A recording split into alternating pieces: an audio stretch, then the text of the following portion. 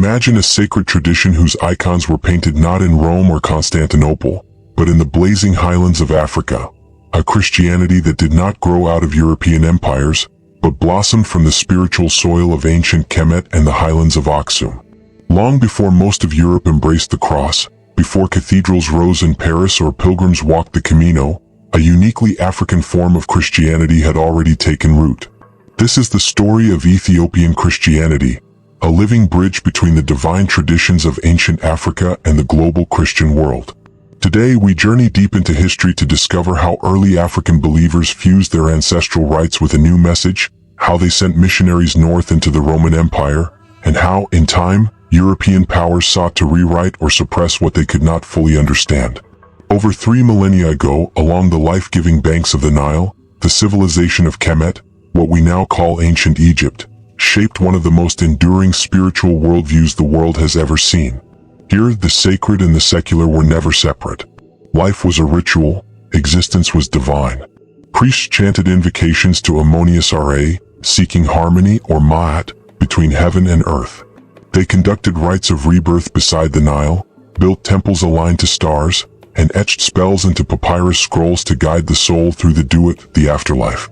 The sun's daily journey across the sky was a cosmic liturgy. The pharaoh, both king and god, was seen as the embodiment of Horus on earth, and the son of Osiris in death. In this spiritual universe, the Ethiopian imagination was shaped. Long before the arrival of the gospel, African peoples were already fluent in the languages of the sacred: incense, procession, relic, and resurrection. This wasn't coincidence. In fact, Upper Egypt and Nubia, Ethiopia's northern neighbors, shared bloodlines, cultures, and gods. Ancient trade routes carried more than ivory and gold. They carried ideas, cosmologies, and rituals that would one day be transformed, not replaced, by Christianity.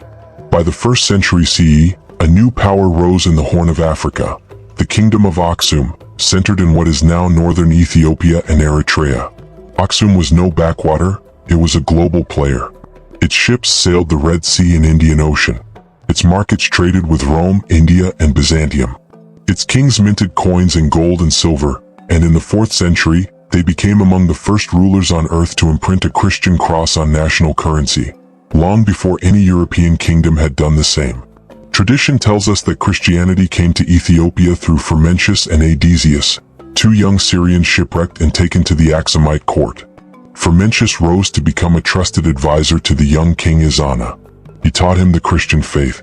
In time, Izana converted and declared Christianity the state religion of Aksum. Around 330 CE, roughly the same time Emperor Constantine legalized Christianity in Rome.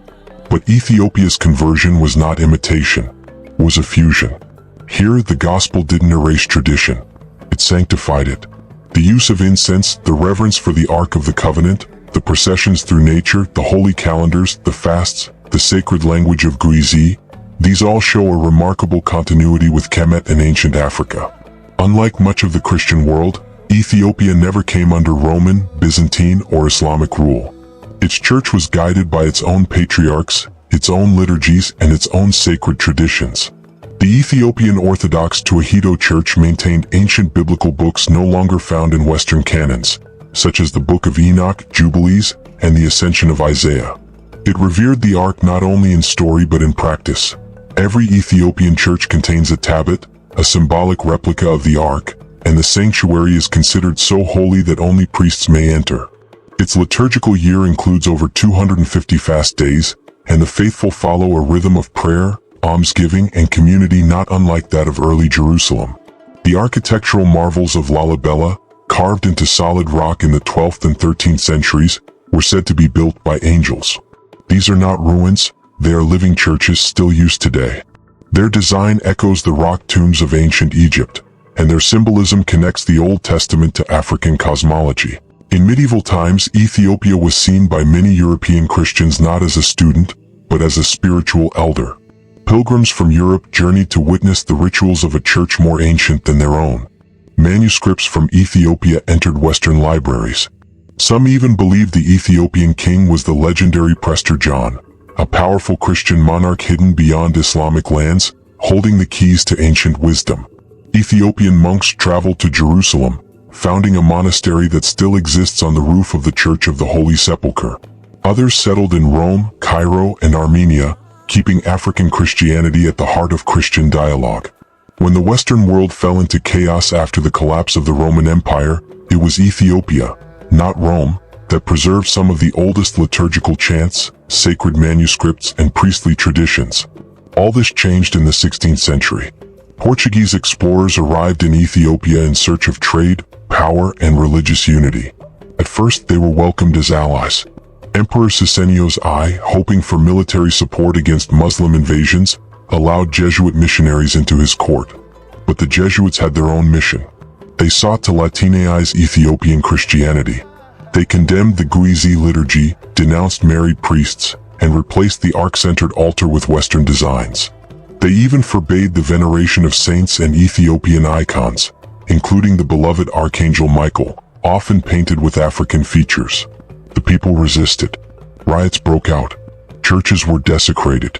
Sisenios, realizing the depth of unrest, eventually abdicated in favor of his son, Phasilides, who expelled the Jesuits and restored the church to its ancient rites in 1633.